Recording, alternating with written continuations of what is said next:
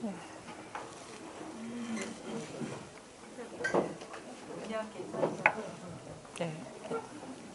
잠시 입정하겠습니다.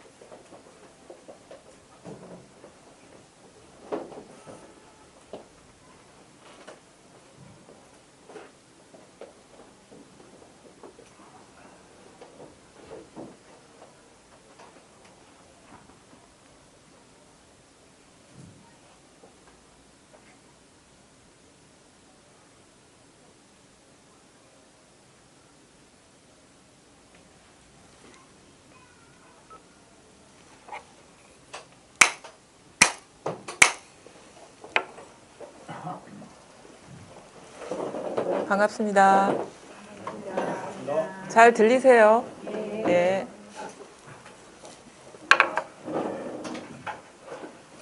바쁜 가운데 여기 멀리까지 오셔가지고 참 감사한 말씀 드립니다.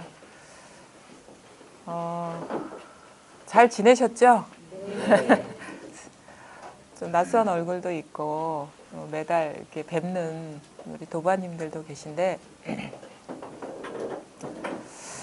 공부란 게 뭐 이렇게 딴 게 없죠.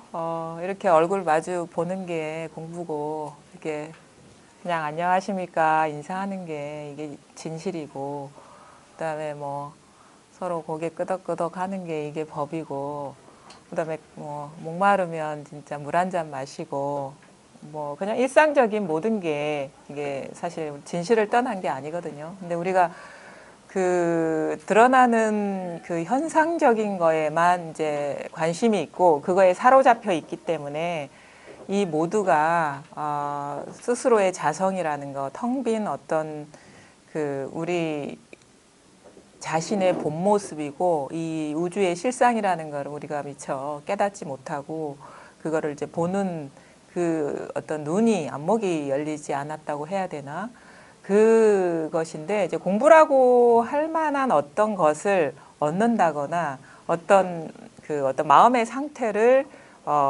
새롭게 얻는다거나 뭔가를 지키는 뭐가 생긴다거나 뭐 어떻게 보면 어떤 더 맑은 상태 아니면 뭐 어떤 특별한 신통이 열리는 상태 그런 거를 깨달음이라고 우리가 잘못 알고 있는 경우가 참 많거든요. 그러니까 드러나는 그것도 경계죠. 그러니까 고요한 상태라는 것도 분별된 거잖아요. 그러니까 그것도 경계고 어떤 생기지 않았던 특별한 어떤 능력, 사람의 마음을 읽는다거나 아니면 어떤 벌어질 일을 예상한다거나 아니면은 몸에 어떤 기운이 따로 돈다거나 뭐 특별한 어떤 신체적인 능력이 생긴다거나 하는 거는 분별되는 경계죠. 없던 게 보인다거나 뭔가 맑고 깨끗한 기운이 감돈다거나 어떤 분은 심지어 그렇더라고요. 이렇게 법문 들으러 오면은 뒤에 뭐 이게 빛이 보인다고 그런 얘기를 하시는 분도 있고 그런데 그건 다 경계죠. 경계라 우리가 불교에서 경계가 아니다라는 말을 하는데 사실 그 경계라는 말이 참 그 우리가 이제 이해하기도 좀 쉽지 않은 말이에요. 경계라는 거는 뭐냐면 시각적으로 우리가 인지되고 분별할 수 있는 것. 그 다음에 어떤 청각적으로 인지되고 분별될 수 있는 것. 그 다음에 입으로 느끼거나 맛볼 수 있는 것. 촉감으로 뭐 느끼거나 감지할 수 있는 것. 생각으로 헤아려지는 것. 그 다음에 감정으로 느껴지는 것. 그러니까 뭐냐면 정신적, 내적, 외적으로 우리가 인지할 수 있는 그 모든 거를 말하는 거예요. 그러니까 그게 경계거든요. 바운더리. 경계라는 건 바운더리라는 거, 테두리가 있다라는 거거든요. 테두리가 있다라는 거는 우리가 어떻게 대상화해서 인식할 수 있는 것, 이것을 경계라고 해요. 근데 우리의 자성은 어떤 시각적인 어떤 사물도 아니고 청각적으로 우리가 들을 수 있는 것도 아니고 맛볼 수 있는 것도 아니고 그다음에 뭐 느낄 수 있는 것도 아니고 생각할 수 있는 것도 아니고 감촉할 수 있는 것도 아니거든요. 그게 우리의 본성이고 자성인데 자칫 어떤 드러난 경계로 공부를 삼고 있는 경우가 있지 않은지를 한번 보셔야 돼요.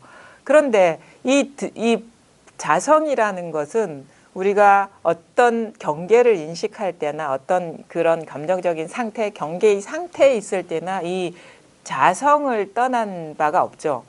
그러니까 무슨 말이냐면 내가 지금 몹시 괴롭다 할 때 어떤 괴로운 무엇은 아니지만 이 괴롭다 할 때 우리의 진실, 이 마음 바탕을 떠난 일이 아니라는 거죠. 또 하나는 어떤 특별한 능력이 생겨서 누구의 마음을 읽는다 할 때 그 마음을 읽는 능력이나 그 읽은 무엇은 아니지만 그것을 읽는 능력 아니면 그 읽을 때도 우리의 마음 바탕을 떠난 게 아니죠. 그러니까 어떤 경계가 드러나도 그 경계는 아니지만 그 경계가 드러날 때 항상 여여부동한 마음 바탕이 바로 이 자성이라는 거고 이 본성이라는 거고 이게 우주의 근본이라는 것, 나의 근본이자 우주의 근본이라는 거죠. 그러니까 요거를 깨달아야 되는데 우리는 그동안에 어떤 분별된 경계로서 뭔가를 살아왔기 때문에 공부도 그렇게 하려는 습관이 발동을 해요. 그런 어떤 분별하려는 습관으로 공부에 접근하려는 게 있거든요. 그래서 어떤 체험을 했다 쳤을 때 이전과 다른 뭔가 선명하고 분명하고 뭔가 존재감이 있는 듯한 느낌이 있을 때는 뭔가 자기가 체험했다고 여기고 그걸 이제 공부라고 삼고 그걸 지키려고 하는데 근데 그 경계라는 건 경계의 속성은 뭐냐면 분별되고 인지되는 거는 멈춰 있지가 않아요. 그러니까 생겨난 거거든요. 경계는 생겨난 거기 때문에 분명히 생겨난 거는 사라질 수밖에 없는 운명이에요. 그래서 우리가 공부를 이렇게 볼 때 뭔가 색다른 체험을 하고 이게 뭔가 이제 이렇게 특별한 어떤 그 존재감이 느껴진다거나 와닿는다 할 때 그게 항상 한지를 그러니까 시간을 두고 보셔야 돼. 당장에 그 결론을 내지 말고 뭔가 이전과 다른 어떤 변화를 경험했는데 그게 뭐 하루고 이틀이고 일주일이고 한 달이고 1년이고 2년이고 10년이고 20년이고 30년이고 늘 똑같은 거냐 아니면은 뭐 한 일주일 괜찮았는데 2주 되니까 뭔가 뭐 기운이 빠지는 것 같고 뭐가 없어지는 것 같고 뭐 3주 되니까 뭐 어떻게 달라지는 것 같고 뭐 한 달 되니까 아무것도 없더라 하면은 그거는 경계를 붙들고 자기 마음이라고 착각한 게 아닌가. 그렇게 어떻게 보면 자기 나름대로 공부를 이렇게 점검할 수가 있어야 되는 거예요. 근데 많은 경우에 어떤 특별한 능력이나 어떤 특별한 상태나 어떤 감지된 미묘한 어떤 거를 들고 있는 것, 특히나 어떤 직연 같은 경우, 특히나 이 사고가 이렇게 발달하신 분들 같은 경우는 분석적인 어떤 그 결정적인 결정답이라든가 어떤 결정적인 그 언꾸를 쥐고 뭐 모든 게 공이다라든가 흔한 말로 우리가 잘 속기 쉬운 말이거든요. 마음법이 하나다라든가 아니면 불이법이다라든가 있는 게 없는 거고 없는 게 있는 거다라는 어떤 결정적인 엉꾸를 계속 쥐고 있지 않느냐. 근데 진짜 우리의 마음 바탕 그런 게 아무것도 없어요. 분별되는 어떤 걸로 우리의 그 공부를 이렇게 어떻게 보면 가늠하거나 할 수 있는 아무런 도구가 없는 거예요, 여기는. 근데 이거는 너무도 어떤 경계가 없든 있든 나타나고 사라지든 간에 여여부동한 거거든. 여여부동한 거는 한결같은 것, 변함없는 바탕. 분별은 안 되는데 이거는 우리가 부정할 수 없는 이 마음 바탕이 누구에게나 다 존재한다는 거죠. 그래서 요거에 대한 그 어떤 그 자기 확신이고 분명함이고 이게 분명해지면 어떤 언꾸나 어떤 상태, 어떤 경계를 쥐고 있지 않게 돼요. 물론 이전과 다른 어떤 경계를 경험할 수는 있지만 그 경계를 법으로 착각하지 않는다는 거죠. 그래서 이것도 어떻게 공부를 해 가시면서 우리가 좀 세밀하게 살펴봐야 될 거거든요. 그러니까 어떤 경계는 아니다는 거죠. 그게 외적인 현상이든 내적인 어떤 상태든 그다음에 언어적으로 규정되는 거든 어떤 감정적인 상태든 뭐 고요하다거나 아무것도 없다거나 그런 게 어떤 다 분별되는 거잖아. 고요하다는 것도 다 분별된 거니까. 그러니까 그런 식의 뭐를 쥐고 있지는 않는지도 한번 이제 스스로가 이제 볼 수가 있어야 되는데, 그러니까 그런 분별되는 경계는 아니다는 거죠. 그러니까 우리가 만약에 분별되는 경계를 공부라고 착각하고 있다면 사람이 쉴 수가 없어요. 그 경계라는 거는 그게 경계가 유지되려면 우리가 의식을 해야 되거든요. 마음을 써야 되거든요. 근데 진짜 이 본연의 상태는 전혀 마음 쓸 필요가 없는 거예요. 어떻게 의식을 해서 이게 한결같고 의식하지 않아서 뭐 한결같지 않은 그런 게 아니기 때문에 그야말로 마음이 푹 놓아져서 그냥 아무런 안팎으로 아무런 어떤 그 의지하는 바가 없어요. 붙들고 있는 게 아무것도 없어요. 그러니까 진짜 그야말로 고요고 평화고 열반 적정이죠. 그래서 온갖 일이 다 있는데 그러니까 현상적으로나 온갖 경계가 온갖 물결이 다 출렁거리는데 그야말로 있는 그대로 고요한 거. 그래서 그런 식의 어떤 그 내적인 전환이 오거든요. 근데 그게 아니고 뭔가 의식해야 되고 뭐 공부라는 게 뭔가 따로 있고 분별해야 될 어떤 게 따로 있다면 여전히 아직도 뭔가 어떤 경계를 쥐고 있거나 아니면은 자기 스스로 공부가 분명하지 않다. 그런 그야말로 이완이에요. 이완. 마음의 완전한 이완이거든요. 꺼리낄 것도 없고 지킬 것도 없고 찾을 것도 없기 때문에 그냥 우리 존재 자체가 이거라는 거예요. 어떻게 마음을 써서 그렇게 되는 게 아니고 어떻게 어떤 공부를 해서 그런 상태에 도달하는 게 아니라 그야말로 있는 그대로 온갖 물결이 다 치고 그 높고 낮은 파고가 일렁이고 다 그러더라도 아무 일이 없는 것. 있는 그대로. 그러니까 말하자면 고요조차도 넘어선 일이죠. 그러니까 고요라는 것도 어떤 마음 상태를 얘기한다 하면 그거는 경계를 두고 우리가 공부를 착각하고 있는 건데, 그러니까 흔히 공부하다 보면 어떤 변화를 겪고 나니까 공부를 하다 보니까 예전에는 너무 시끄러웠는데 지금은 고요하다. 그런 차원의 고요람은 아직도 고요라는 경계에 자기가 마음이 쏠려 있다라는 거죠. 진정한 우리가 법에서 말하는 열반이나 적정이라는 거는 진짜 너무너무 괴롭고 시끄러운데 고요한 거예요.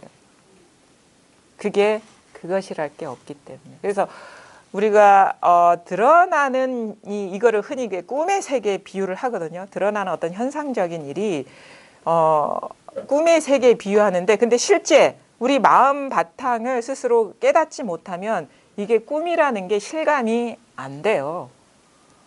너무도 이거는 나한테 현실이고 리얼한 거고, 어떻게 이 피가 돌고 이렇게 말을 하고 살아있고 화를 내고 썩내고 온갖 감정이 이렇게 막 살아있고 그런데 어떻게 이게 꿈이야?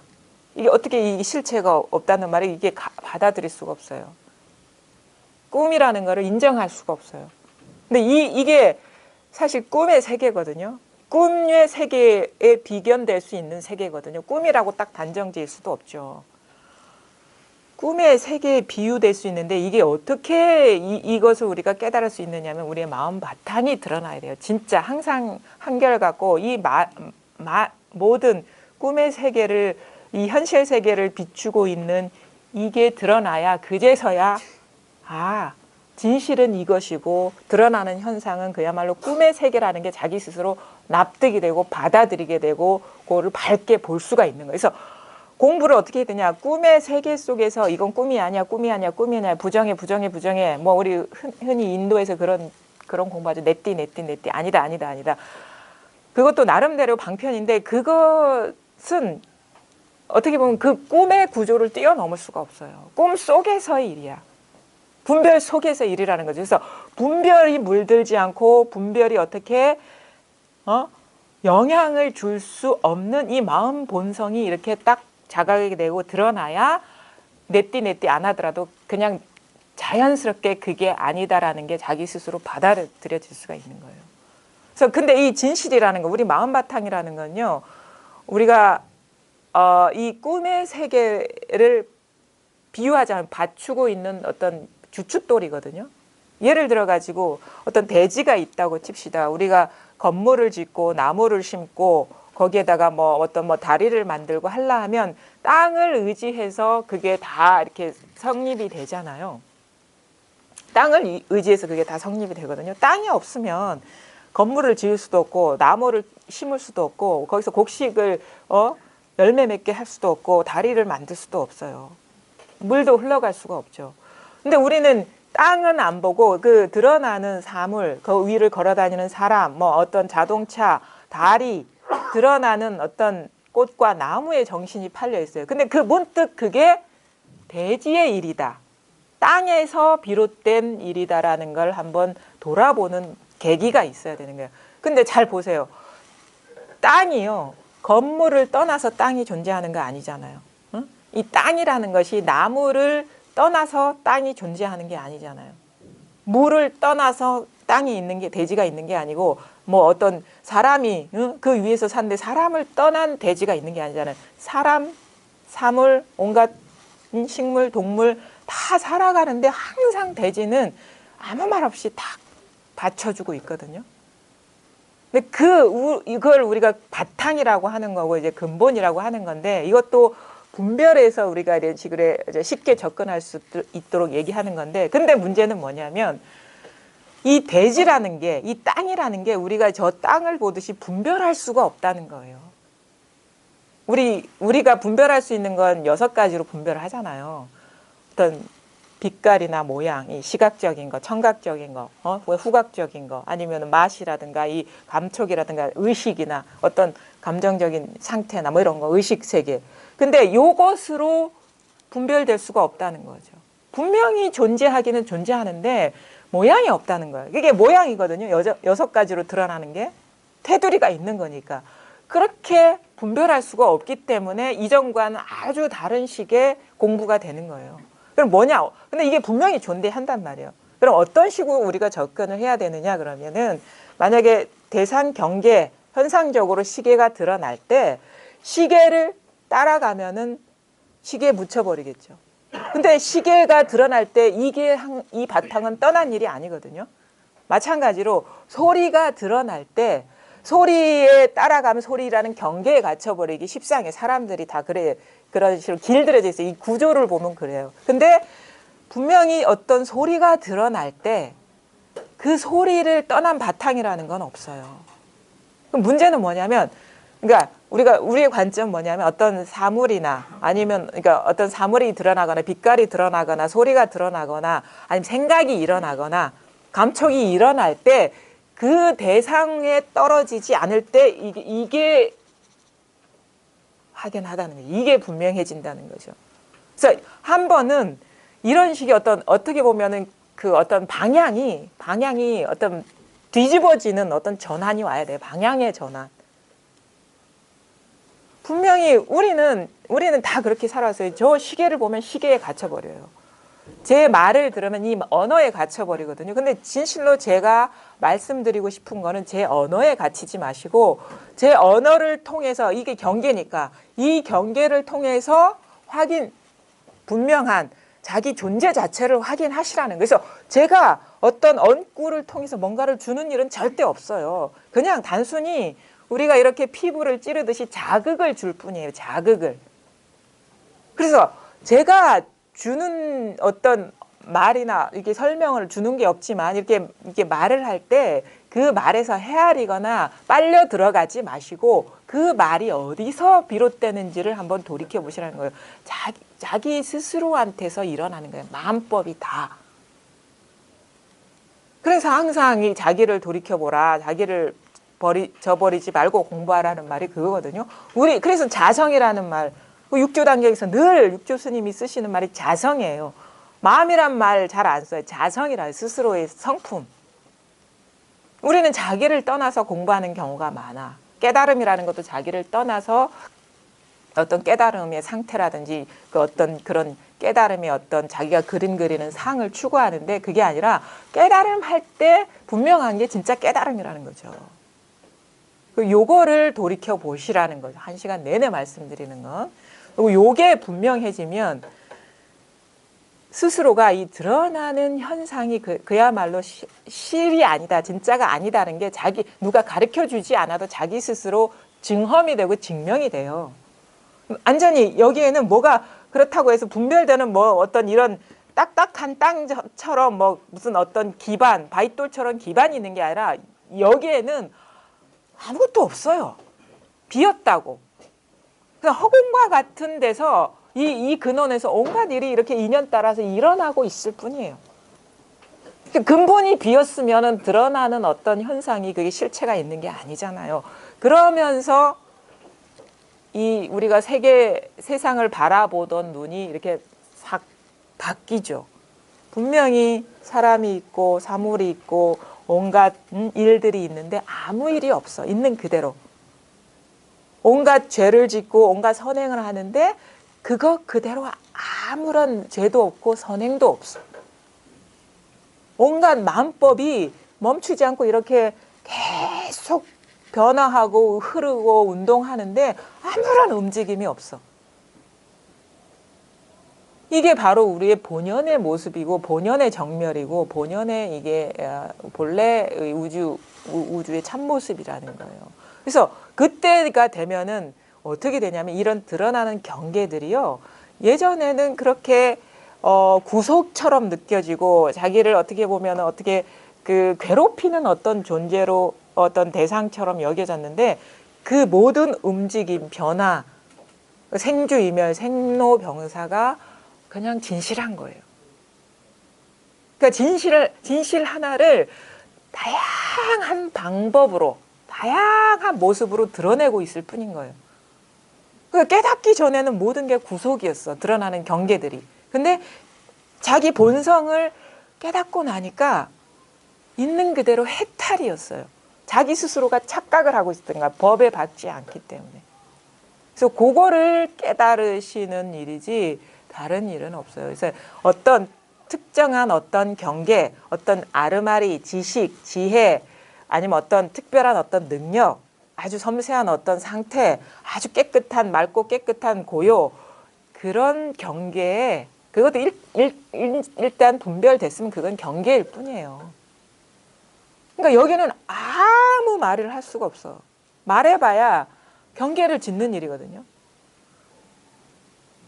법이 이렇다 그러면 그 다 경계. 법이라는 거는 말이 없어요. 말을 할 수가 없어요. 법이 이렇다 하기 이전에 이게 분명한 거거든요. 그러니까 우리 유마경에 보면 유마일이 불이법문에 입불이법문 할 때 그 문수랑 대화해서 어떻게 불이법문에 들어가느냐. 말하기 전에 이미 분명한 거예요. 이게 분명해지면 어떤 말을 해도 다 분명한 거예요. 우리가 공부를 이렇게 나름대로 이렇게 하다 보면 처음에는 어느 정도 노력이 필요해요. 왜냐하면 우리가 너무 이 습관적인 분별에 사로잡혀 있거든요. 이게 습관이에요, 습관. 잘못 길들여진 습관인데 세상을 살려니까 그런 분별이 필요하죠. 우리가 뭐 독인지 약인지 아니면 보약인지 음식인지 알고 음식을 먹어야 되니까 분별이 필요한데 그게 갇혀버린 게 병이 시작인데 그것에 갇힐 수밖에 없죠. 처음에는. 근데 우리가 이렇게 그 미혹한 삶을 살다 보니까 이게 아니다라는 자기 나름대로의 어떤 그 문제의식을 느끼고 그거에 대해서 이렇게 문제 제기를 하면서 과연 이 진짜 내 존재 자체가 뭔가, 우주의 실상이 뭔가, 근본이 뭔가에 이제 마음이 열리면서 왜 그렇게 마음이 열리냐면 우리 본성이 그렇기 때문에 그래요. 그거는 너무도 자연스러운 그리움인 거고 너무도 우리가 분별 경계에 갇히면은 불만족스럽고 불안하고 그런 게 우리 본성의 울림인 거예요. 이게 아니니까. 이 본성이 자꾸 그런 어떤 삶의 어떤 고뇌를 통해서 이게 깨어날 준비를 하는 거예요. 근데 거기에서 또 다른 분별로 떨어지면은 그 어중간한 데서 공부가 이상하게 돼버리는데 자기 내면에서 진실한 목소리를 듣고 한번 돌이킬 수 있으면 그 온갖 세파와 현상적인 일이 일어나더라도 아무 일이 없는 근원적인 그런 자기 본래 모습과 만나게 되고 온갖 경험을 다 하죠. 사람이 살아가는 모습이 다 제각각이잖아요. 뭐 늘 뭐 행복한 사람처럼 살아가는 것도 있고 늘 고통 속에 사는 사람도 있는데 그게 다 꿈 같은 일이라. 그러니까 그게 어떤 실이 없다는 자각이 오면 어떤 상태에 놓여 있든 문제가 안 되는 거예요. 그래서 모든 사람은 다 평등해요. 자기 스스로를 깨닫는다면. 본래 존재 자체가 평등한데 자기 자신이 어둡기 때문에 불평등하다고 자꾸 스스로를 자책하고 누구를 동경하고 그렇게 살아가는 거죠. 그러니까 요 스스로를 한번 깨닫고 보면은 뭐가 있어서 평등한 게 아니라 진짜 허공과 같은 이 살아있는 성품 하나로 온 우주, 너나 뭐 여기 계신 모든 분 포함해서 온 우주가 그야말로 평등한 거예요. 요거를 깨달으시라.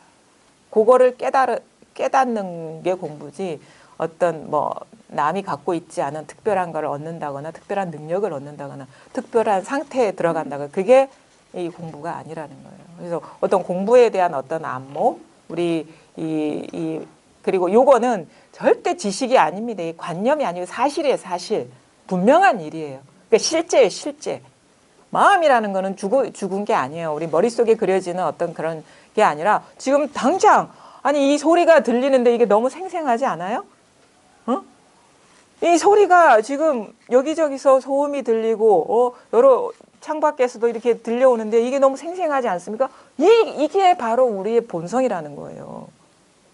그리고 법이 이러쿵 저러쿵 이럴 때도 생생한 거예요. 법이 이래서 저래서 생생한 게 아니라 지금 이 망상을 끊임없이 한다는 게 이게 법이 생생하다는 게 살아있다는 거예요.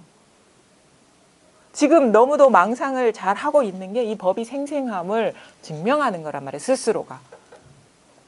그러니까 바로 이것일 뿐이다. 이 실제, 이 자기 본성에 깨어나는 것일 뿐이다. 좀 이렇게 가만히 있어도 형형 색깔이 한눈에 싹 들어오잖아요. 빛깔이 싹 일어나잖아요. 경계를 따라가면 이것저것이 있지만 바로 이 자리에서 이게 분명한 일이거든요. 그 다음에 살아있잖아요. 여러분들이 진실로 관념적으로가 아니라 있는 그대로 살아있기 때문에 내가 들으려고도 안 해도 이게 저절로 드러나는 거고 이 깨어있는 성품이 누구나한테나 갖추어져 있기 때문에 그 다음에 지금 이런 생각 저런 생각하는 게 여러분이 살아있다는 증명 아닙니까? 그 다음에 여러 가지 어떤 개념을 따라서 이미지가 그려지고 지금 멈춰있지 않잖아요. 요게 바로 삶의 현장이죠. 살아있는 현장이죠. 이 허공과 같은 이 깨어있는 성품이 이런 식으로 저런 식으로 지금 자기 이 존재 자체를 증명하고 있는 거죠.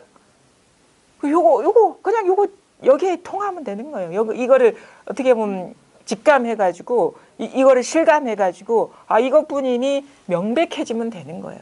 이거 이 자체는 내가 괴로울 때나 사실 우리요 괴로울 때 잘 보세요. 아플 때 있잖아요. 너무 살아있지 않아요? 너무 쌩쌩하잖아요. 이게 살아있잖아요. 아플 때 이 법이 지금 현현하는 거예요. 그다음에 근데 우리는 참 희한해요. 어떤 긍정적인 경계에 있을 때는 살아있지 못하는 경우가 많아. 부정적인 경계에 있을 때는 막 사람들이 자기도 모르게 이게 사로잡히기 싫어하는 그런 느낌이 있잖아요. 그럴 때 오히려 그래서 삶이 괴로운 사람이 공부를 하게 돼 있는 거예요. 이게 축복이에요. 공부의 입장에서는. 그냥 만날 긍정적인 경계만 경험해 보세요. 그게 마치 마약과 같아가지고 취해가지고 깨어날 수가 없어요. 여러분이 삶이 만약에 만족스럽고 불안하지 않고 항상 행복했기만 했다면 이 자리에 오시겠어요? 마음에 들지 않아. 거울 앞에 서면은 엊그제 몇 년 전에는 이렇게 쌩쌩하고 하는데 지금 머리도 하얘지고 이렇게 추해지고 주름도 생기고 몰골이 이상해지니까 이게 아닌 것 같은 불안함이 엄습해오고 머지않아 이 입체는 죽을 게 분명히 예견되고 불안하자 존재의 불안이 찾아오잖아요. 아니면 어떤 자식들이나 어떤 자기가 인연 맺고 있는 관계에 있는 사람들이 자기 뜻대로 안 되거든요. 그러니까 사람이 불만족스럽고 이게 문제 제기를 하게 되는 거예요. 그 삶이 고통이 오히려 이쪽 길로 들어가게 하고 진실에 눈뜨게 하는 아주 공부의 이 마음 본성이 깨어나는 입장에서는 아주 훌륭한 선생님이다라는 거죠. 그래서 우리가 경험하고 있는 이 일들이요, 근원적으로는요, 나쁜 게 없어요, 별로. 나쁠 게 없어요. 여러 가지 고통들이나 이런 번뇌들, 이런 것들이 이 지금 꿈의 세계에서 벗어나게 하는 어떤 동기가 되거든요. 그런 어떤 시점에서 보면은, 그게 보면 어떻게 보면 신의 은총이죠, 그게. 신을 볼 수 있게 하는 거니까. 그 다음에 어떤 그 집착, 사람마다 여러 가지 집착하는 게 많잖아요. 분별해서 집착하는 거. 분별해서 집착하면 분명히 이게 번뇌가 있을 수가 올 수밖에 없어요. 왜 그러냐면, 우리가 분별해서 집착한다는 거는 벌써 대상 경계를 두고 하는 말이거든요. 마음은 집착할 수가 없어요, 본성은. 왜냐하면 분별이 안 되기 때문에. 근데 뭔가 분별해서 집착한다. 그러면 이게 왜 고가 되냐면 분별해서 집착하는 경계는 필멸이에요. 그러니까 내가 원하는 상태로 유지가 안 돼요. 그러니까 뭔가 분별해서 집착하는 거는 반드시 고통이 엄습하는 그런 과보를 갖고 온단 말이에요. 왜냐? 멈춰 있는 게 없기 때문에. 시간과 공간에 어떤 그 영향을 받지 않는 경계라는 건 없거든요. 그걸 우리는 분별해서 집착한단 말이에요. 그게 사람이 됐든 어떤 감정이 됐든 어떤 자기 어떤 명예가 됐든 무슨 어떤 자기가 성취한 결과물이 됐든 간에 그거는 시간과 공간의 어떤 그 범주 안에 들어가 있는 거. 그거는 시간의 영향을 받고 공간, 어떤 상황이 변하면 분명히 이게 자기가 원하는 거와 다른 식으로 흘러간단 말이에요. 그럼 그게 고통이죠. 그래서 초기에 불교할 때 공부를 보면 왜 석가모니 부처님이 그 초전 법륜을 펼칠 때 사성제를 얘기했잖아요. 사성제 8정도. 그 사성제가 뭡니까? 처음에 인생은 고단 말이에요. 고. 왜 고통스러우냐?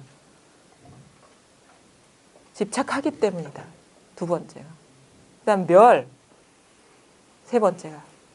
멸이 세계가 있다는 거예요. 열반의 세계가. 그 다음에 도는 그 열반의 세계로 이끄는 길이라고 했는데 그 당시에 그 사람들이 어떻게 보면은 어떻게 보면 공부에 대한 접근을 이렇게 얘기할 수 있는 건데 삶이 고이기 때문에 분별해서 우리는 세속이라는 게 다 분별해서 집착하고 살아가는 세상 아닙니까? 그리고 그렇게 했기 때문에 그게 아주 유효적절하게 이 도의 길로 깨달음의 길로 이끌 수 있는 좋은 방편이 됐죠. 지금도 그게 아주 훌륭한 방편이지만. 근데 그러면서 뭐 어떤 식으로 접근하냐면 집착하지 마라. 그러니까 피상적인 쪽으로 접근한 거예요. 겉에. 그러니까 분별하지 말고 집착하지 마라. 드러나는 왜 분별해서 집착하는 게 고이기 때문에 분별하지 말고 집착하지 마라라는 쪽으로 많은 가르침을 폈어요. 그 초기 불교 보면은 그 석가모니 이 부처님한테 이렇게 와가지고 이렇게 사람들이 물을 때 분별하지 마라, 집착하지 마라, 욕망하지 마라, 마음을 깨끗이 하라. 항상 이런 식이거든요. 그런 식의 접근인데 지금 우리가 하는 공부는 뭐냐면 그거는 어떻게 보면 주변을 맴도는 거예요. 근본이 비었음을 보면은 저절로 분별하지 않고 집착하지 않을 수가 있는 거예요. 그러니까 우리가 여기에서 뭐 어떤 상태에 머무르십시오, 좌선하지 마십시오, 뭐 이렇게 특별한 수행을 제시하지 않는 이유는 그게 바로 경계를 다루는 일이기 때문에 그러는 거예요. 경계를. 그러니까 근본이 비었음을 깨달아 버리면 자기 스스로가 분별하지 않고 집착하지 않게 된단 말이에요. 그러니까 공부가 어떻게 보면 그 당시에 어떤 공부와는 다른 식의 접근인 거예요. 그때 분명히 석가모니 부처님도 진실은 공하다고 얘기했어요. 무하라고 얘기했어요. 마음법에 자성이 없다라고 했어요. 핵심, 그러니까 당시의 가르침을 보면 이게 섞여 있어요. 수행적인 면과 법을 드러내는 게 섞여 있는데 이런 얘기했어요. 우리의 이 인생살이가 홍수와 같다. 세파, 이 홍수와 같아가지고 이 세파에서 벗어나고 싶은데 이거 어떻게 해야 되느냐 그러면 이렇게 얘기해요. 우리 누구한테 이 하나의 섬이 있단 말이에요. 뭐라고 분별할 수 없는 하나의 섬이 있다. 섬. 그 당시에는 왜 인도에 그 강들이 많았잖아요. 겐지스강이나 홍수, 범람 이런 게 많이 했잖아요. 그래가지고 그 어떤 기후 환경, 삶의 환경에 빗대어 가지고 설법을 하셨는데 섬이 있어. 섬은 홍수에도 밀려나지 않잖아요. 그래서 비유적으로 한 거예요. 우리가 이 홍수를 피할 수 있는 하나의 섬이 있다. 근데 이거는 냄새도 없고 맛도 없고 분별되지 않다. 아무것도 이것이랄 게 없는 우리의 본성이 있다. 본원 자성이 있다. 여기에 의지하면 홍수에 휩쓸려 가지 않는다라고 얘기했거든요. 이렇게 얘기하는 부분이 있어요. 근데 우리는 뭘 얘기하느냐. 만약에 분별하지 마라, 집착하지 마라 뭐 하는 거는 뭐 그 홍수를 피할 때 요리조리 뭐 섬으로 가는 나룻배 얘기하고 막 그러는데 우리는 뭔 얘기하냐면 바로 지금 이 순간 우리가 섬을 떠나지 않았다 이 말이야. 사실 모든 홍수가 이 섬 위에서 이 대지 위에서 텅 빈 허공과 같은 성품 위에서 일어나고 있는데 우리가 그 드러나는 현상 세파에 사로잡히고 물들어 있기 때문에 본성을 자각하지 못하고 물들어 있기 때문에 거기에서 홍수의 영향을 받는 것이다. 바로 들어가는 거야. 바로 근본이 비었음을 깨달으면 그 홍수가 무슨 힘이 있겠냐 말이에요. 바로 지금 여러분이 이렇게 보고 듣고 말하고 생각하고 알고 하는 바로 이 자리가 바로 섬이에요. 섬. 우리가 의지할 만한. 근데 여기서 드러난 어떤 현상에 사로잡히면 그거는 반드시 의지할 만한 게 되지 않아 가지고 언젠가는 다 사그라들거든요. 그러니까 의지할 만한데 의지하세요. 믿을 만한데 의지하라고. 허망한데 의지하지 말고 믿고 의지할 만한 견고한데 깨뜨려지지 않는데 변함없는데 언제나 배신하지 않는데 의지하시란 말이에요. 그게 뭐냐. 그러니까 우리는 어리석으니까 너무도 감각이나 어떤 분별에 너무도 취약하기 때문에 어떤 현상적인 거에 의지하려 하는데 그게 아니라 그 모든 현상이 바로 지금 이 순간 여기에서 드러나고 있는데 이 자리를 돌이키시고 여기에 의지하란 말이에요. 공부가 돼버리면 뭐냐. 의지할 사람도 없고 의지할 법도 없어. 처음에는 공부가 미약할 때는 뭔가 의지해야 될 것 같은 그런 느낌이 남아있거든요. 근데 여기에 익숙해지고 이 맛도 없고 냄새도 없고 소리도 없고 생각도 없지만 모든 걸 드러내는 여기에 의지하다 보면 어떤 분리감, 의지할 나라는 거, 법이라 의지할 어떤 법이라는 게 이게 싹 녹아서 사라져 버려요. 그래서 이 자리에 분별될 수 없고 분별하지 않는 이 자리에 모든 걸 맡기고 그냥 모든 마음의 애씀, 조작, 노력을 내려놓으시라. 바로 지금 이 자리입니다. 모든 여러분이 지금 무슨 경험을 하고 있는지 스스로를 돌아보시면 그 드러나는 경험이 아니라 드러나는 어떤 분별상이 아니라 바로 그 모든 분별상이 드러나고 있는 바로 이 마음 바탕이 있어요. 요것뿐이에요. 진실은. 우리가 봐야 될 건 요것뿐이고 의지해야 될 건 요것뿐이고 앞으로 변함없는 건 이것뿐이에요. 이게 여러분의 본 모습이고 이게 여러분의 참된 존재예요. 그러니까 마음대로 우리가 이 현상세계를 마음대로 누빌 수가 있어요. 장애 없이, 걸림 없이. 근데 어디에도 머물지가 않죠. 왜? 그게 실이 아니기 때문에. 진짜가 아니기 때문에. 머물 만한 데가 아무 데도 없기 때문에. 그래서 그 이전에는 꿈의 세계에 계속 걸려 넘어졌지만 분별의 가치니까 자기 스스로 관념을 세워가지고 거기에 갇혀버린 거거든요. 기준을 세워가지고. 근데 그 모든 게 허망하다는 거, 실이 아니다라는 걸 자각했을 때는 그 모든 거를 다 누리면서 경험하면서 아무런 걸림이 없는 거예요. 장애가 없는 거라. 그러니까 말하자면 오히려 더 구속 없이 가볍고 자유롭게 우리 꿈의 세계를 살아갈 수가 있는 거예요. 그게 우리의 본래 어떤 삶인 거라는 거죠. 아무런 뭔가 일어나고 사라지고 물결이 높고 낮고 온갖 일이 벌어지지 않지만 아무 일이 없는 그런 삶을 살아가는 거예요. 흔들림이 없고 불만족이 없어. 만족도 없죠. 분별될 수 있는 뭐가 있는 게 아니에요. 근데 뭐 행복하거나 즐겁지도 않아. 왜? 그게 그런 식으로 분별될 수 있는 게 아니에요. 행복도 없지만 불행도 없어요. 그 어느 구절에 보니까 그게 있더라고요. 악마가 파순인가? 이게 석가모니한테 나타나서 그 얘기하죠. 이게 유혹을 하는 거지. 이게 분별심이니까. 아들이 있으면 얼마나 행복합니까?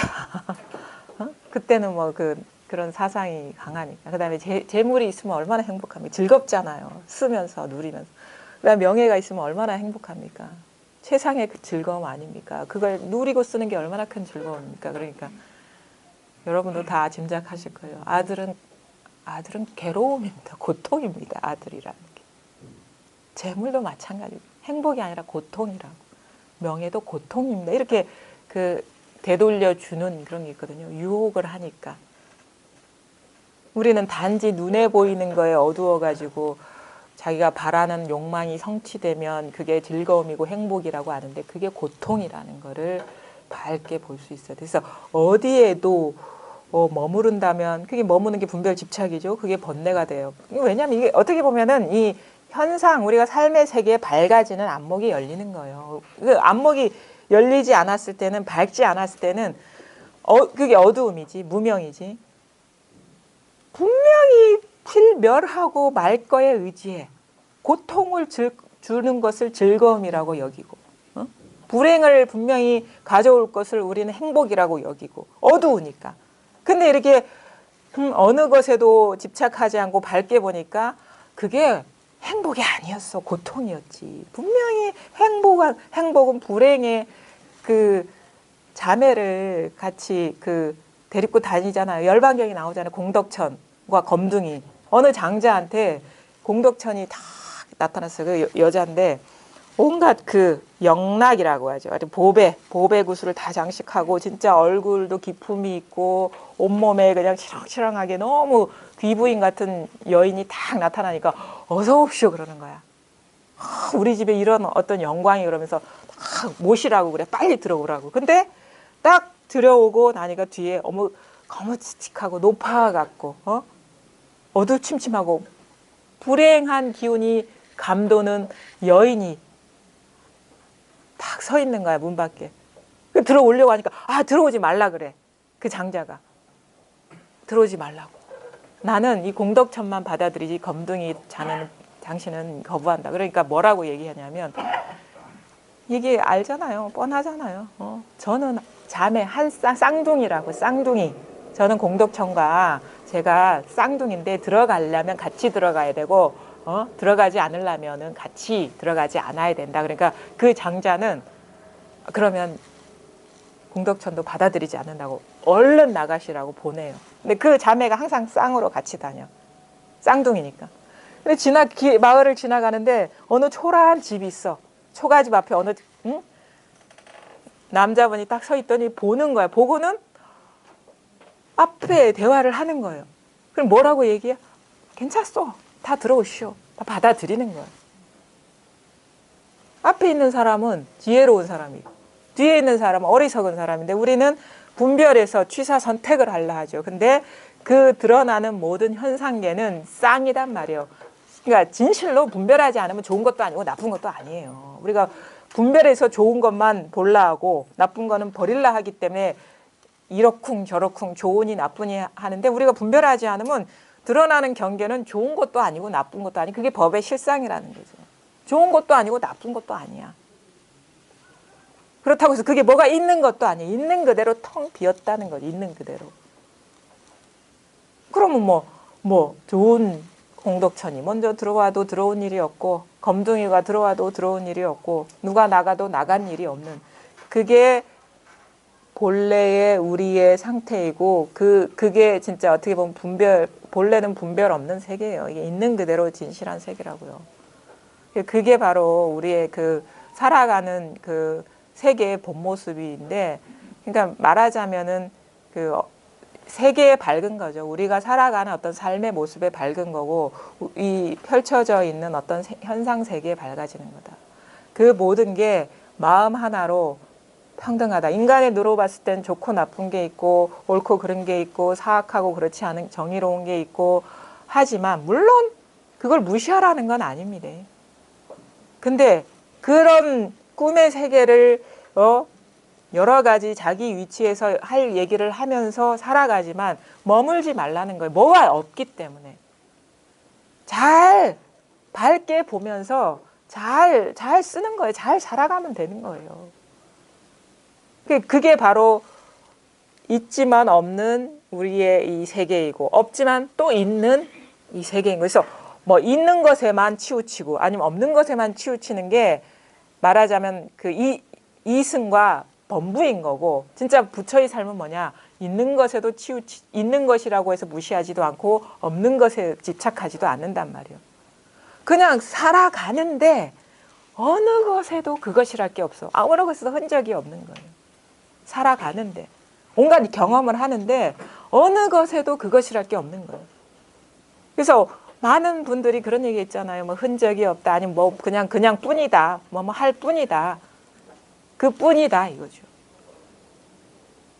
그게 이제 우리가 살아가고 있는 이 세계의 그 본 모습, 요걸 깨치면 돼요. 그 요거를 이게 밝게 보게 되면 우리가 살아오던 어떤 마음의 습관 같은 경우는 이게 하루아침에 딱 근절되는 게 아니거든요. 습관이라는 거는 그야말로 우리가 길들여진 만큼의 어떤 벗어남의 시간도 필요해. 이게 시간의 문제의 습관은. 근데 이게 안목이 밝아지면요. 점점점 습관의 힘이 이렇게 후퇴하고 이게 그 분별에 속지 않게 되죠. 어떤 상황이 일어나면 자꾸 그거를 따로 있는 것처럼 보게 되는 마음이 습관이 발동하는데 그 안목이 열리게 되면 그냥 있는 그대로 그냥 비었음, 마음 하나뿐임을 여실히 보게 돼. 그럼 그게 그 점점 영향력이 사라져요. 그런 공부를 이제 하는 거죠. 근데 그거는 뭐 그게 쉽게 습관의 문제는 쉽게 끝나지는 않습니다. 근데 분명히 이것이 와닿고 이 자리가 와닿으면 그 분별하던 힘이 쑥 빠져나가고 그 다음에 이게 너무도 분명해지고 의심이 사라지고 이제 더 이상 법이니 법안이니 깨달음이니 뭐니 이런 분별이 싹 끊어져 버리면 그냥 이제는 법에 대한 헤아림은 없어요. 그 희한한 변화가 오거든요.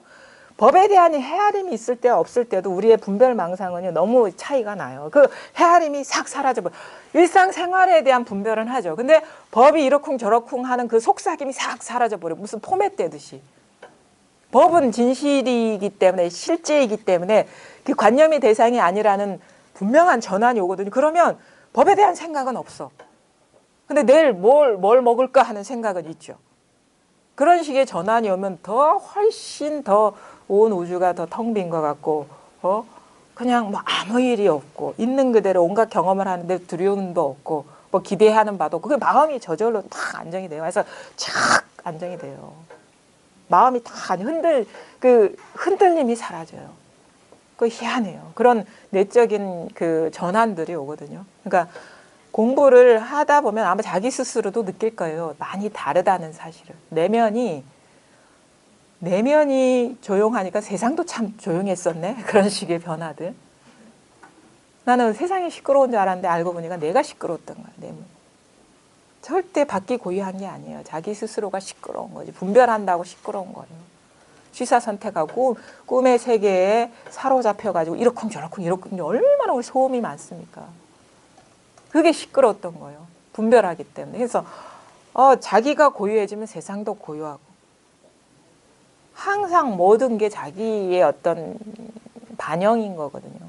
모든 것들이. 그러니까 그런 식의 어떤 크고 작은 물론 경계지만 그걸 또 집착하면 안 됩니다. 어떤 예전과 다른 고유함이 있다고 그걸 딱 잡으려면 벌써 자기도 모르게 분별에 떨어진 거예요. 하여튼 없던 게 생겼다거나 사라졌다거나 하는 것들은 다 경계예요. 항상 분명한 건 이거, 분별되지 않은 이거거든요. 항상 이것에만 관심이 있고 공부하다가 어떤 드러나는 경계의 변화가 오면 물론 이제 자기가 이제 의문이 들거나 그러면 한번 먼저 공부한 사람들한테 물어봐야 돼. 왜냐하면 자기가 집착할 우려가 있기 때문에. 그래서 그 안목이 밝은 사람한테 물어보고 분명히 얘기합니다. 집착하지 말라고. 그러면서 이렇게 벗어나고 자기 스스로도 알게 돼요. 그러면 예전과 다른 어떤 편안하고 고요하고 그걸 안락한 상태가 오더라도 거기에 떨어지지 말고 그 모든 걸 드러내는 여기에 항상 마음이 있다 보면 그런 경계적인 비록 꿈의 세계이지만 경계의 변화를 통해서도 이 공부에 대한 확신과 믿음과 이 길밖에 없다는 그런 강한 어떤 그런 자기 분명함이 있거든요. 그러면 점점점 힘을 덜면서 공부해 들어갈 수가 있는 거예요. 그러면서 저절로 처음에는 좀 안목 있는 사람이나 힘 있는 사람에 의지하게 되지만 이제는 점점점 자기 속으로 들어가면서 의지함 없이 바깥 경계 현상으로 드러난 어떤 선지식이나 어떤 그 뭐 경전이나 어록이나 그런 거에 의지하지 않고 쑥 깊이 들어가는 그런 있죠. 그래서 점점 아마 설법도 들어지기 싫을 거예요. 막 이 공부에 대한 말 이게 글 쓴 거 보기도 싫어지는 순간들이 와요. 책 읽기도 싫어지고 그러면서 자기 그 존재 자체로 싹 들어가 버려 가지고 하나로 뚜렷해지니까 허공과 같은 이 하나로 있는 그대로 허공과 같은 하나의 성품이라는 게 분명해지면 뭐 마음도 없고 경계도 없고 법도 없고 법 아닌 것도 없고 그냥 다 분별되는 모든 게 아무런 실이 없어.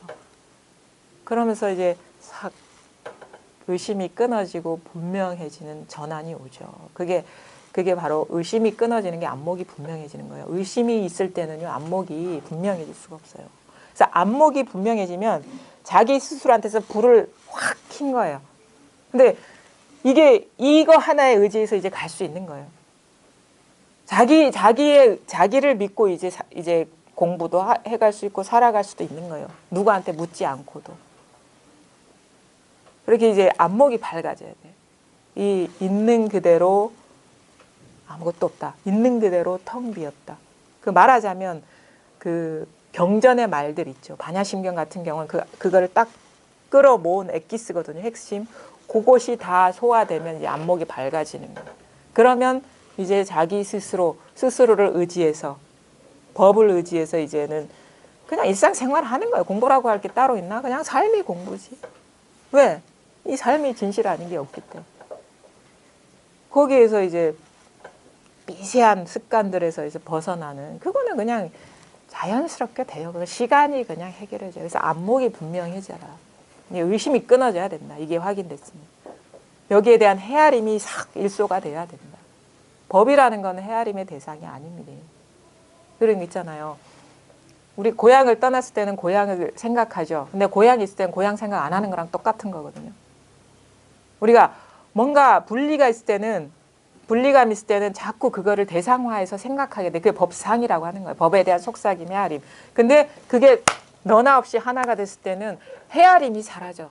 그거 고향을 떠났을 때는 고향 생각하는데 고향에 있으면 고향 생각 안 하는 거랑 똑같아. 어디 가든 고향인데.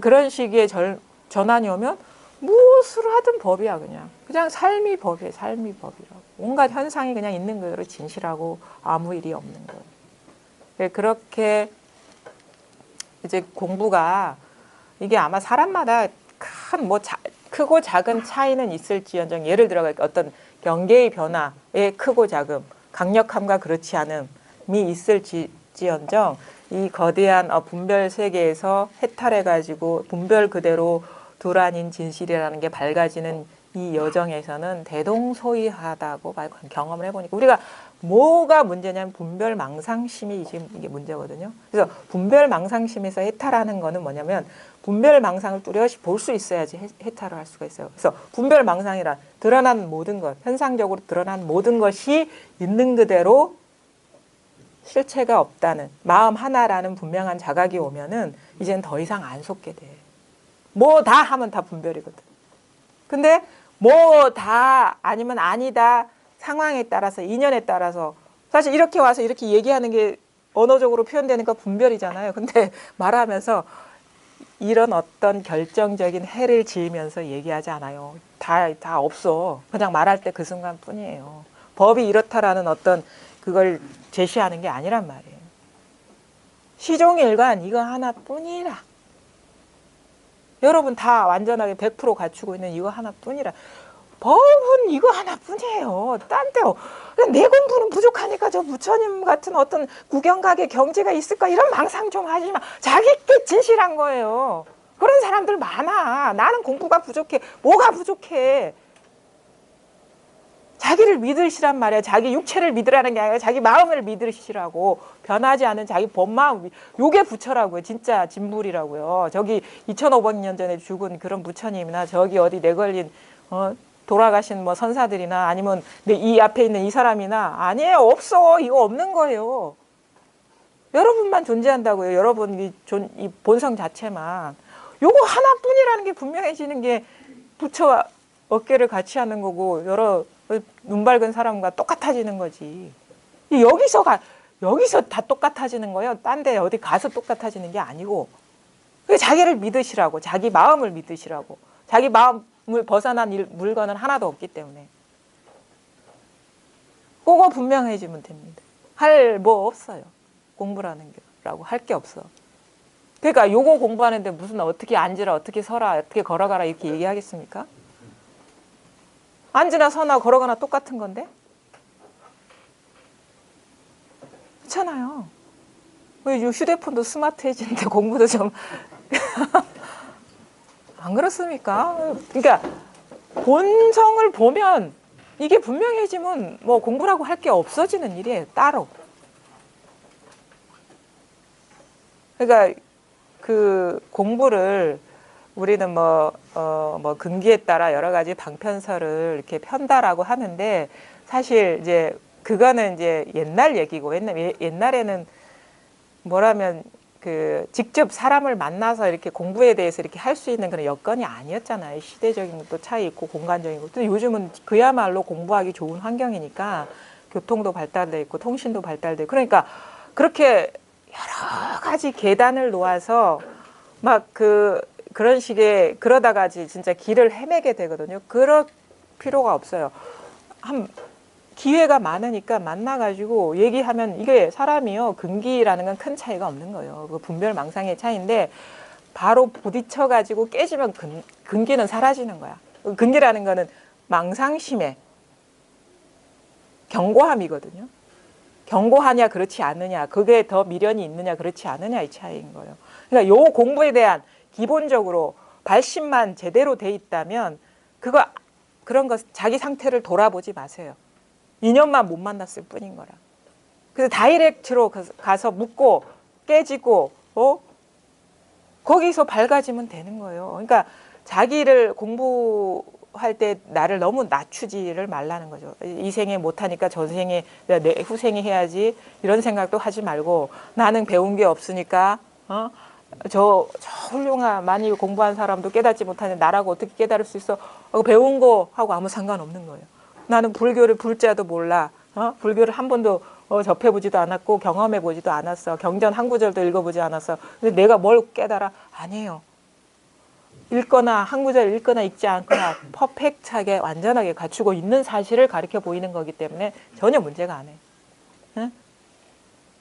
여기는 성별의 차이도 없고 나이의 차이도 없고 많이 배우고 못 배운 차이도 없어요. 여기는 뭐 어떤 지위의 차이도 없어요. 누구나가 평등하게 완전하게 그것도 내가 깨닫지 못했다고 해서 뭐 1%라도 모자란 게 전혀 아니기 때문에 여러분이나 나나 아무런 차이가 없기 때문에 누구나 깨달을 수 있다. 누구나.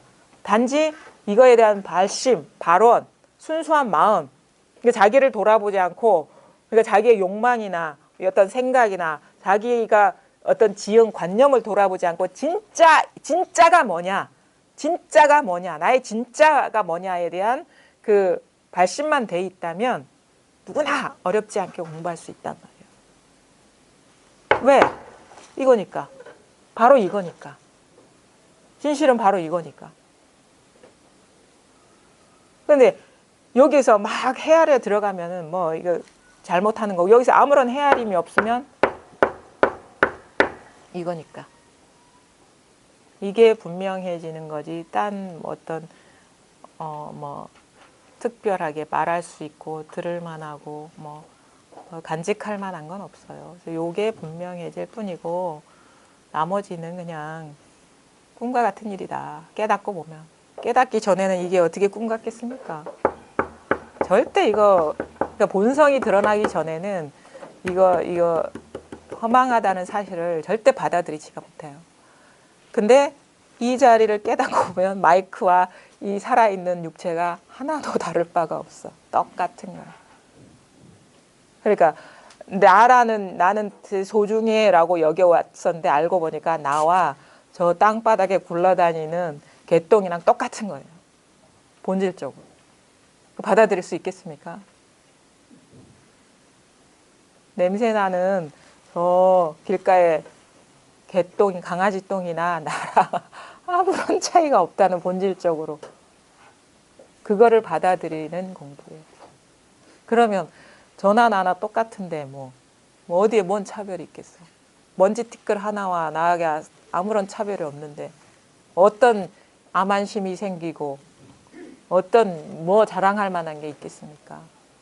그러니까 가장 높은 것과 가장 낮은 것이 평등해지는 거예요. 안과 깊은 어떤 내면의 어떤 깊은 뭐과 뭐 흘러가는 물, 부는 바람, 굴러가는 낙엽이 똑같아지는 거예요. 그 다음에 지금 이렇게 뭐 이 육체와 이 나무 조각 하나가 똑같아지는 거예요. 하늘과 땅이 똑같아지는 거예요. 그러니까 하늘이 하늘이 아래에 있고 땅이 위에 있다 이런 말을 하는 거 똑같으니까. 그러니까 수미산이 겨자씨 속에 들어간다. 이게 같아. 왜? 다를 바가 없으니까. 들어간 일도 없죠, 사실. 어떻게 들어가? 분리가 없는데. 그러니까 그 모든 어떤 그 경전이나 어록의 말들이 이 얘기를 하고 있구나라는 게 이게 소화가 돼요. 그래서 이런 우리가 분별심으로는 어떻게 수미산이 겨자씨 속에 들어갑니까? 거대하고 엄청난 산이 어떻게 이 진짜 먼지 티끌만한 겨자씨 속에 들어갑니까? 분별심으로는 그게 감당이 안 되는 말이에요. 근데 자기 모든 것이 평등한 모든 거를 본성이 평등하다는 내 마음 하나라는 걸 깨닫고 보면은 들어가도 남아. 온 우주가 겨자씨 속에 들어갈 수도 있단 말이에요. 수미산만 들어가는 게 아니라. 그러니까 그게 이제 소화가 돼요. 그래서 소화가 되면서 이제 공부하는 맛도 있고 즐거움이 있죠. 즐거움이 있고 그 참 재밌어요, 공부가. 아니, 저는 자라오면서 저는 어떤 종교에 대해서 말하는 그런 경전의 구절이나 그러니까 기독교에서 말하는 성경의 구절이나 불교에서 말하는 그 경전의 구절은 범접할 수 없는 세계, 특별한 사람만 알 수 있는 그런 글이라고 암호화 같으니까 그렇게 여겼거든요. 그게 아닌 거야. 이게 무슨 소설책 읽는 그게 나에 대한 얘기였어. 나에 대한 얘기.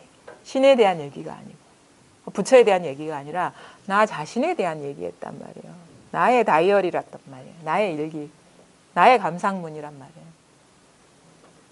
그런 즐거움이 있잖아요. 그 막 꽉 막혔던 구절들에서 이렇게 딱 공감하고 소통하는 그런 즐거움들이 있거든요. 이 공부 재밌어요. 하시다 보면 그게 이 이치로 해석해서가 아니라 그냥 즉각적으로 감탄사야. 그렇지. 이러이러해서 이러게 아니라 이게 공감이죠, 공감. 그러니까 감상문이야, 감상문. 설명문이 아니고 감상문이란 말이에요. 감상. 그러니까 그 막혔던 구절들이 감상문이란 말이에요. 그게 이제 소화가 되는 그런 맛도 있고, 하여튼간 그걸 떠나가지고 그동안에 막 이만큼 몇 톤이나 되는 삶의 짐을 지고 살았던 것들이 그냥 쑥 빠져나가는 데서 오는 해방감이 있죠. 그러니까 여러분 자체가 본래 그러하니까 공부를 놓지 마시고 여기에 순수한 어떤 관심을 가지고 꾸준히 하시다 보면 누구나가 경험할 수가 있어요. 그러니까 그런 아주 자유롭고 가볍고 활기찬 그런 삶을 살아가시길 바라겠습니다. 여기까지 하겠습니다.